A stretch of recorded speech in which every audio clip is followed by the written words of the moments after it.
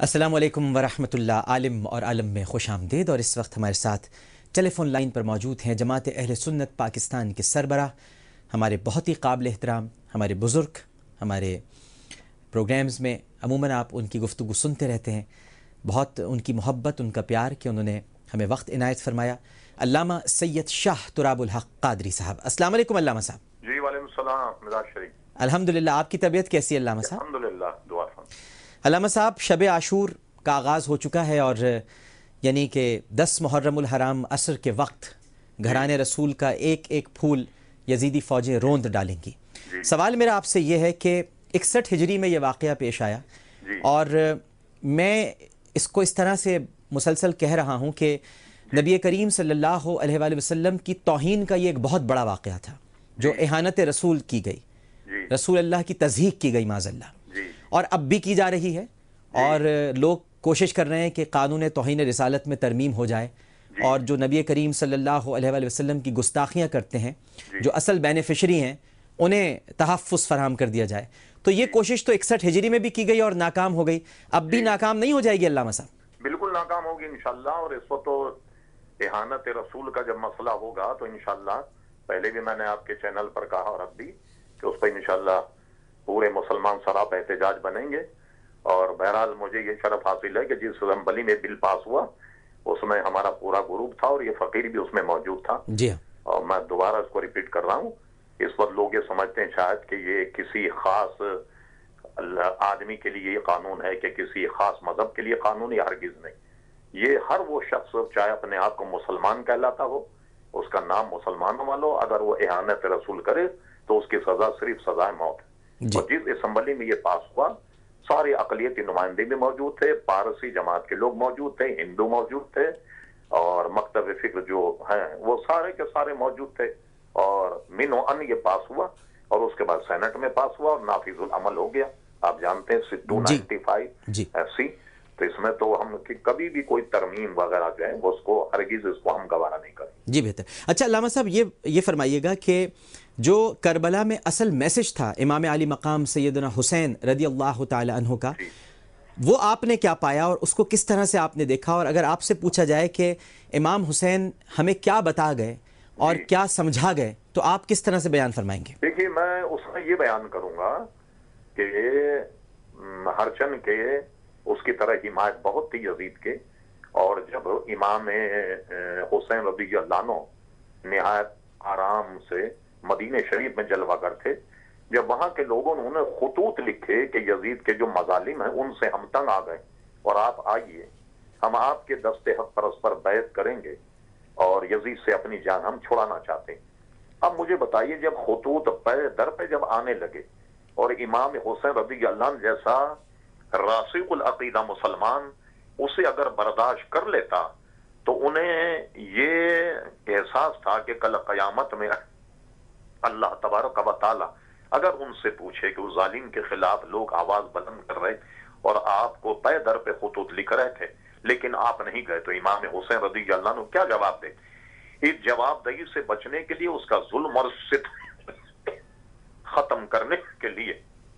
آپ نے کربلا جانے کا اہتمام کیا۔ اور جیسا کہ واقعات میں ہے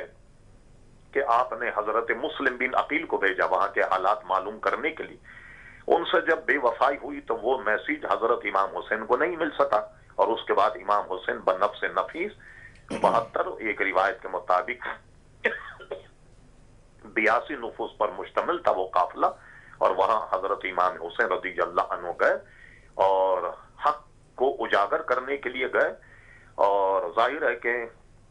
یہ خبر تو خود نبی کریم علیہ الصلوۃ والسلام ہی نے دے دی تھی کہ حضرت امام حسین رضی اللہ تعالیٰ عنہ شہید کیے جائیں گے، اور وہاں جانے کے بعد ان پر یہ منکشف ہوا کہ اپنے نانا نے جو مجھ سے فرمایا تھا وہ بالکل حق ہے، اور شاید اسی زمین میں شہید کر دیا جاؤں گا، تو وہ حق کا پرچم بلند کرنے کے لیے گئے۔ بظاہر تو یہ جنگ یزید نے جیت لی، لیکن آج عالم اسلام میں آپ دیکھیے کیا کوئی یزید کی فتح و نصرت کا کوئی جشن منا تھا؟ آج تک کوئی جشن اس کا نہیں منا رہا، لیکن حضرت امام حسین رضی اللہ تعالی عنہ کی شہادت، ان کے ایصال ثواب، ان کی یاد ساری دنیا منا رہی ہے الحمدللہ۔ اور امام حسین رضی اللہ تعالیٰ عنہ نے ایک میسج تو یہ دیا کہ حق اور باطل کا جب معرکہ ہو تو مصلحت وقت کو ملوز نہیں رکھا جائے گا، بلکہ عظیمت یہ ہے کہ لڑا جائے، فتح و نصرت یا جو نتیجہ تو اللہ تبارک و تعالیٰ کے ہاتھ میں، لیکن ہم پر جو فریضہ ہم عائد ہوتا اس سے وہ گویا عہدہ برا ہوئے اور اتنی بڑی قوت سے نبرد آزما ہوئے، ہرچند کہ وہ بہت تھے، امام حسین چند آپ کے ساتھ نفوس تھے، اور اس کے باوجود بھی حضرت امام حسین رضی اللہ عنہ میدان میں ڈٹ گئے، یہاں تک کہ جامع شہادت آپ نے نوش فرمایا۔ جی بہت شکریہ علامہ سید شاہ تراب الحق قادری صاحب۔ امام حسین ڈٹ گئے غلام مہدی صاحب، اور انہوں نے مصلحتوں کو سامنے نہیں رکھا، انہوں نے صرف اور صرف اپنے نانا کے پیغام کو، اور نانا جس امر کی طرف نشاندہی کر چکے تھے اس کو مقدم رکھا۔ آج امت میں یہ بات دکھائی نہیں دیتی، کیوں؟ اصل میں دیکھیے جی، اس وقت ہمارے نزدیک فتح اور شکست کے جو تصورات ہیں یہ بنیادی طور پر غلط ہیں، کہ طاقت کے ذریعے کسی کو قتل کر دینا یا غلبہ حاصل کرنا اسی کو فتح قرار دیتے، جبکہ یہ زندہ مثال ہے واقعہ کربلا کہ جہاں پر طاقت کے ذریعے بظاہر جس نے غلبہ پایا تھا اس کو شکست ہوئی اور اس کا نام تک مٹ گیا، کوئی اس کا نام لینے والا نہیں ہے، اور جو بظاہر مٹ گیا تھا اور وہ زندہ ہے، باقی ہے، اور دنیا کا کوئی گوشہ ایسا نہیں ہے جہاں پر اس کا تذکرہ نہ ہو رہا ہو۔ اس وقت پوری دنیا میں حسین اور ان کے ساتھیوں کے تذکرے ہو رہے ہیں۔ تو اصل میں اس مقصد کو اگر پیش نظر رکھ کے صحیح طریقے سے شریعت کے احیاء اور بقا کے لیے جان دینے کا کوئی عزم کر لیں تو پھر اس کے سامنے کوئی بڑی سے بڑی طاقت بھی اس کا مقابلہ نہیں کر سکتی، اور اس کے عزم و استقلال پائے استقلال میں ذرا سا بھی تزلزل پیدا نہیں ہو سکتا۔ تو امام حسین علیہ السلام نے دین الہی کے بقا کے لیے، احیاء کے لیے اور شریعت الہیہ کو زندہ کرنے کے لیے یہ قربانی دی، اور اس قربانی کو اگر آپ چھوڑ دیتے، اس سے ذرا سا بھی انحراف کرتے تو دین کو ایسا خطرہ لاحق ہو چکا تھا کہ ہو سکتا تھا کہ دین دنیا سے مٹ جاتا۔ اس لیے اس کے بقا کے لیے حسین نے اتنی بڑی قربانی دی، اپنے گھرانے کو کٹوایا۔ بے شک۔ دیکھتے ہیں ہمارے ساتھ ٹیلی فون لائن پر کون موجود ہے۔ السلام علیکم۔ وعلیکم السلام جی، کون صاحب بات کریں؟ جی میں کامران خان بات کر رہا ہوں میرپور خاص سے۔ جی کامران خان صاحب، جی فرمائیے کامران خان صاحب۔ بھائی صبر حسین پہ جو بات ہو رہی تھی تو مجھے بھی یعنی کہ کہنے کا بڑا شوق اور جذبہ چڑھا کہ میں کچھ کہوں آپ کو، تو میں اتنا ہی کہنا چاہوں گا کہ آقا حسین علیہ السلام جو ہیں وہ پریکٹیکل ہیں، اور اس کی تھیوری قرآن کریم ہے، کیونکہ اللہ تبارک و تعالیٰ فرماتا ہے الذین آمنوا واستعینوا بالصبر والصلاۃ۔ آیت کریمہ صبر سے شروع ہو رہی ہے، صلاۃ پر ختم ہو رہی ہے، اور میرے آقا حسین علیہ السلام کی زندگی بھی صبر سے شروع ہو رہی ہے اور صلاۃ پر ختم ہو رہی ہے۔ بہت سے لوگ ہیں ہمارے درمیان جو یزیدیت کا جھنڈا اٹھا لیتے ہیں، تو میں اتنا ہی کہنا چاہوں گا کہ اللہ تعالیٰ فرماتا ہے ان اللہ مع الصابرین،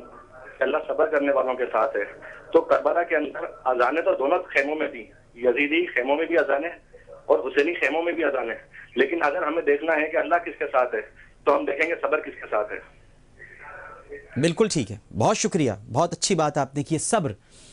مفتی صاحب صبر ختم ہوتا جا رہا ہے، قوم بھی آپ دیکھیں اگر عمومی مزاج تو بے صبری ہوتی جا رہی ہے، یعنی احتجاج بھی کرتے ہیں تو اپنی املاک کو نقصان پہنچا لیتے ہیں، اپنے ہی گھر کو آگ لگا لیتے ہیں، اور ہم یہ دیکھتے ہیں کہ ہمیں جا بجا، ابھی آپ نے تھوڑی دیر پہلے خلفائے راشدین کا ذکر کیا، صحابہ کرام رضوان اللہ تعالی علیہم اجمعین کی بات کی، پھر اہل بیت اطہار کا ذکر ہوا، ہر جگہ صبر ہے۔ یا ایھا الذین آمنوا استعینوا بالصبر والصلاۃ ان اللہ مع الصابرین۔ صبر کیوں نہیں رہا ہمیں؟